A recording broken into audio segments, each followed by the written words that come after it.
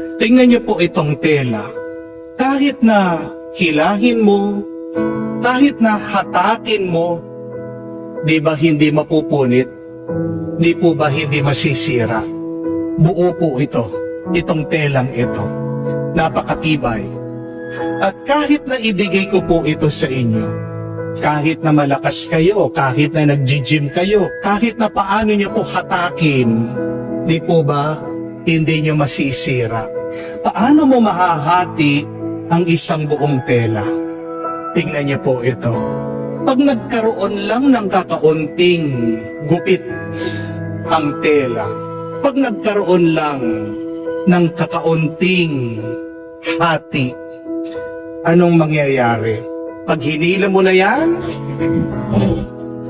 ano po nangyari? Nasira. Napakadali. Hindi ka man kailangan pagpawisan, hindi ka man mahihirapan. Anong ibig sabihin, mga kapatid? Pakaisipin niyo po ito.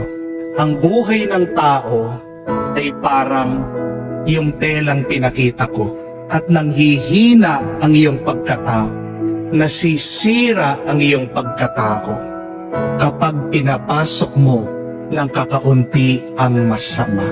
Kung gusto nating malampasan ang mga pagsubok, mga problema ng buhay, kung gusto nating manatiling matatag at malakas, anong kailangan nating gawin?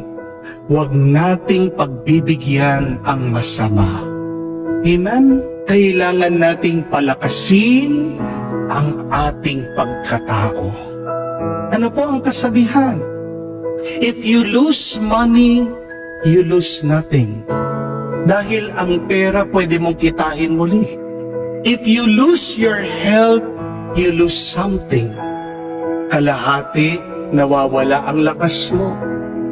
Pag naatake ka, pag nagkaroon ka ng sakit sa puso, pag naging operado ka na, hindi ka na ganong kalakas. But if you lose your character, you lose everything. Amen? Kaya nga po sa ating ebanghelyo, nung pinipigilan ni San Pedro na dumaan ang ating Panginoon sa paghihirap, pinagsabihan siya, pinagalitan siya ni Jesus. Ano ang sabi ni Jesus sa kanya? Umalis ka, Satanas! Hadlang ka sa aking landas. Jesus said, Satan, you are a stumbling block. Mga kapatid, pag hinahayaan natin ang masama na makapasok sa ating isip at puso, nasisira ang ating pagkatao. Nasisira ang ating kinabukasan. Ang masama, isipin niyo po, parang anay yan.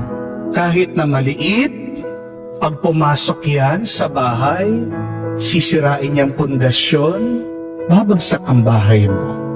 Kaya nga po si San Pablo, ano ang turo niya?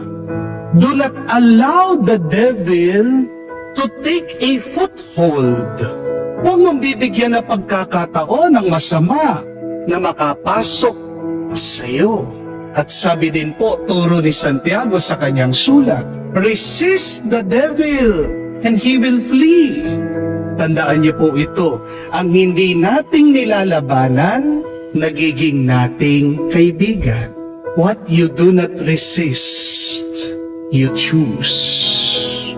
Kapag hindi mo nilalabanan ang masama, kinakaibigan mo na yan.